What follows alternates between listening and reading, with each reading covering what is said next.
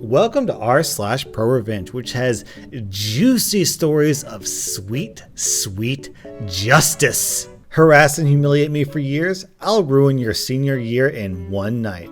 Several years ago when I was in high school, I was somewhat unique compared to other students. I didn't have any particularly special talents or play any sports, but I was Jewish, which as a student at a school in the deep south that is predominantly populated by white Christians, you'd think I had 9 toes. Most people I met didn't care. Some would make jokes at my religion's expense, which I didn't mind since I had a good sense of humor. There was one student in particular though who always seemed to have it out for me. I barely knew this guy, only met him a few times in some classes we shared together, but he never missed an opportunity to chastise me for being Jewish, especially when other people were around. Other students would sometimes make harmless jokes. I heard the Jew with the boner runs into a wall and breaks his nose joke about 1,000,000 times. But this guy took it too far. At first he'd confront me and abruptly start conversations by joking about the Holocaust. I'd ignore him and wouldn't think much of it. Whenever I saw him, he'd continue doing the same kind of thing, but I kept ignoring him, which led to him escalating his jokes. He began approaching me when he was with a group of his friends. The more friends he had around him, the more he was willing to say. He'd tell me his new nickname for my family was Hitler's unfinished business, that my mom would die and spend eternity getting raped by Satan. He'd draw swastikas on my notebooks. One time on my windshield, I didn't see him do this, but no one else I knew would have done that. I always have been a sticks and stones kind of guy, but the way he always persisted with this behavior really pissed me off. Most other people would assume he was joking when he made these messed up jokes. Not really sure why. People acted weird around Jews at my school, so they'd laugh along with him.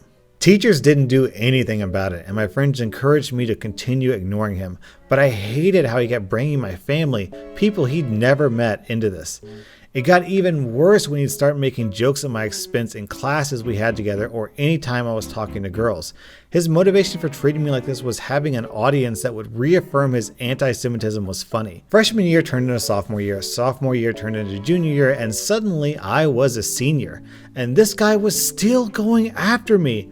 For most of high school, I just ignored this guy. But when I became a senior, I realized I didn't want to end high school getting treated like this. So I started gathering intel on this guy. I looked into which clubs he was part of, where he went during his free periods, what he did on weekends. I even figured out info like his locker combination was actually very easy to get, and his license plate number. A lot of this info I gathered just from his Facebook page, but I also had a friend who occasionally hung out with this guy. My friend told me that this guy frequently smoked weed and drank on weekends, which normally I wouldn't care about, but I wanted all the leverage I could get. A few months into the year, my school had its annual homecoming game and dance.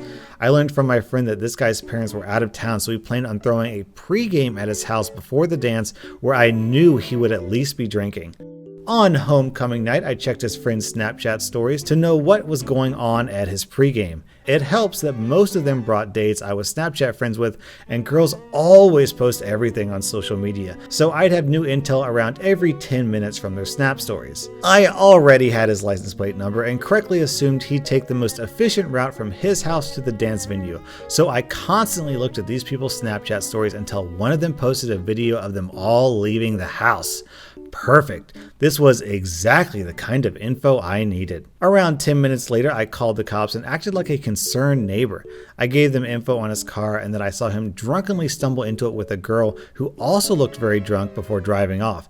Just implying a drunk girl might be taken advantage of was more than enough to set off alarms, and the officer on the phone thanked me and said he'd check out the neighborhood. The following Monday, he wasn't at school. I didn't see him in class until a week later, and he looked absolutely defeated. He didn't acknowledge me on his way in, his face looked sunken, the fight had clearly left him. I learned from my friend later that on his way to the dance, he'd been stopped by a cop car where they found alcohol and a bag with a small amount of pot completely unconcealed in his back seat. He wasn't drunk when he was driving, he was under .08 breathalyzer, but since he was a minor, he only had to be above .02 to be convicted for a DUI. He was arrested on the spot. Don't know what happened to the girl he was with. No one knew that it was my fault this guy got arrested and likely ruined his senior year, but he never bothered me again. I guess he had bigger things to worry about. The bully gets what's coming to him. The one thing that's missing from this story, and the one thing that I would really be tempted to do, is to tell the guy that I'm the one who did this. Maybe I would at least wait until, I'm in college, so I move out of town so he can't keep bullying me. But man, I would really want to tell this guy, it was me. I'm the one who screwed up your life. Would you guys do that? Let me know down in the comments. Would you remain anonymous, or would you tell him? I told you to take me off of your chain emails, you old creep. I have a huge broken family that's unnecessarily close and totally dysfunctional. My great step-uncle, let's call him John, is a constant feature in my life, as well as a cast of other characters who could all get their own posts. John is an asshole. He's 90, but he's still sharp as a tack, which he uses to push his bizarre views on everyone he meets forever. His weapon of choice is the email chain, which he uses to great effect. John has used this email chain to do everything from push his healthcare plan he wrote, spoiler, no one is covered, to his crackpot inventions for perpetual energy, to talking about personal family details, to spreading racist and sexist ideas to everyone in his Rolodex. I'm not talking racist and sexist 2019, let's debate this racist and sexist. I'm talking women should be seen and not heard, and black people were better off as slaves. Nice guy. After 3 years of receiving these, he got my email from my LinkedIn profile. I begged him to remove me from the list, as I was getting email from him daily and I'd rather not block him. He refused, saying that he was opening my mind. I was too sensitive, and that if I didn't like them, I didn't have to read them. Last week, he decided to send me and my brother a rough draft of his book through LinkedIn direct message, asking for comments. He doesn't want comments.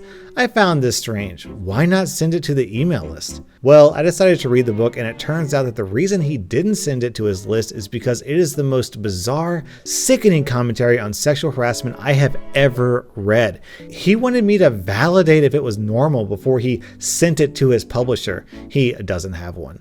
My little brother was so upset by it that he told me he never wanted to speak to John again. To avoid boring you with the details, his thesis is that women want to be abused.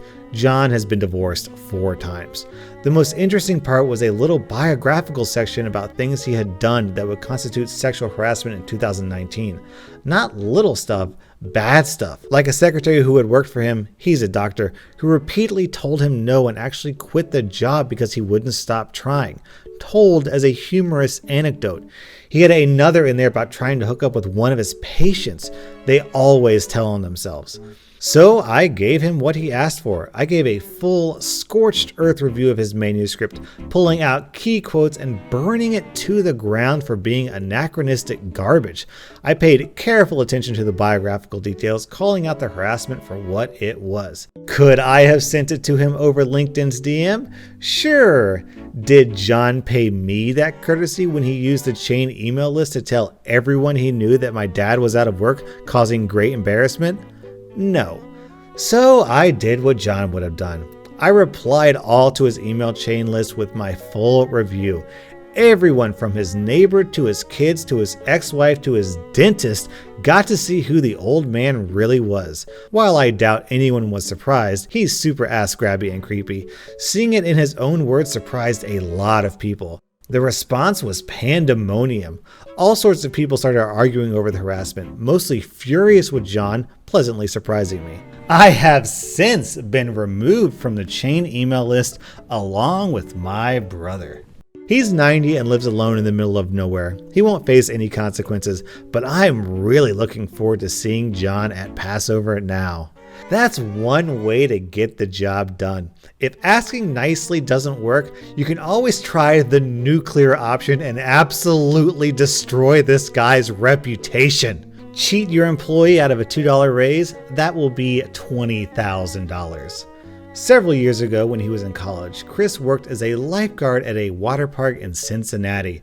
After about a year, his bosses promoted him to a managerial role and promised him a raise. His new duties were more than just keeping an eye on the water. Chris managed the daily schedule for all lifeguards and tested the water's chemical levels. Each morning when he opened the park, he would be the first one down its water slides, testing them for safety. More than 6 months into his new position, Chris's paycheck remained the same, $8 an hour instead of the $10 he was promised. Week after week, I would ask about it, he says, and management would keep making excuses. Then came a corporate announcement. Chris's managers said they would cut employees' pay by 10% due to financial difficulties. Chris felt slighted. Now his pay was less than what he started out earning despite his managerial duties. I decided, okay, if they really don't care about me and they don't value me and what I do for the water park, then maybe I'll just stop doing it, he says. So on a busy summer day, Chris didn't show up to open the park. He let the flood of subsequent text and voicemails from his managers go unanswered. No one else with his level of training was able to come in that morning. I ultimately caused the shutdown of the water park for that Friday, Chris says. He estimates he cost the park between $15,000 and $20,000 in customer revenue, for what would have been a yearly raise of a few $1,000s. Soon after he ghosted, Chris landed a job making more money as a pizza delivery driver. He now works for a Fortune 500 company. Honestly, what is wrong with the bosses of today? What kind of person gives an employee complete control over their business and then treats that person like garbage? What do they expect to happen? Alright guys, that was rSlash If you enjoyed this video, hit the subscribe button, hit the like button, comment down below. That stuff really helps me out. I'm a very small YouTuber trying to get established, so man, help a buddy out. Otherwise, I'm gonna have to go pro revenge mode on you and destroy your lives.